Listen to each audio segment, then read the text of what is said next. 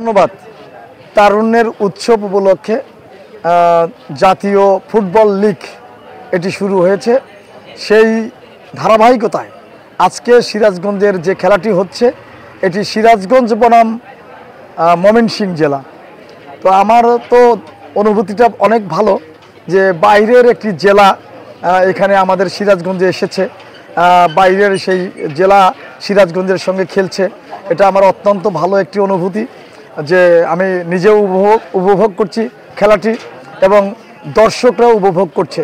আমি বলতে চাই খেলাধুলার দিকে যদি আমাদের যুব সমাজ সম্পৃক্ত থাকে তাহলে যুব সমাজ অনেকটাই মাদক থেকে দূরে থাকবে, সন্ত্রাস থেকে দূরে থাকবে, দুর্নীতি থেকে দূরে থাকবে এবং যুব সমাজ যদি খেলাধুলায় সম্পৃক্ত থাকে নিজেদের শারীরিকও একটা ভালো অবস্থানে থাকবে।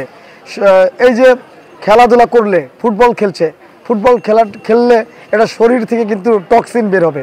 যখন টক্সিন বের হয়ে যাবে তখন তার মানসিকতা ভালো হবে, তার ঘুম ভালো হবে, তার শারীরিক গঠন ভালো হবে। সব কিছু মিলিয়েই খেলাধুলার অত্যন্ত প্রয়োজন আছে। তো সেই জন্য আমি মনে করি যে আজকে যেমন তারুণ্যের উৎসব উপলক্ষে এই জাতীয় ফুটবল লীগ হচ্ছে, পাশাপাশি এটি যেহেতু আউটডোর গেমস, পাশাপাশি ইনডোরস গেমগুলিও শুরু করা উচিত। আমি ইতিমধ্যেই একটি দাবি উপস্থাপন করেছি যে আমাদের সিরাজগঞ্জের যে স্টেডিয়ামে শুধু এক সাইডে গ্যালারি এবং দর্শকরা শুধু এক সাইডে বসে খেলাটা উপভোগ করতে পারে। এই স্টেডিয়ামে যদি চারদিক গ্যালারি থাকতো তাহলে দর্শকদের জন্য আরও সুবিধা হতো।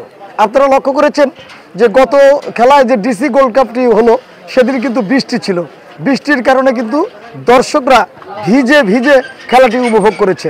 সেই জন্য আমি মনে করি যে সিরাজগঞ্জ স্টেডিয়ামে পুরা চারো সাইডে গ্যালারিটা হওয়া প্রয়োজন। এটা আপনাদের মাধ্যমে আমি দাবি উপস্থাপন করতে চাই।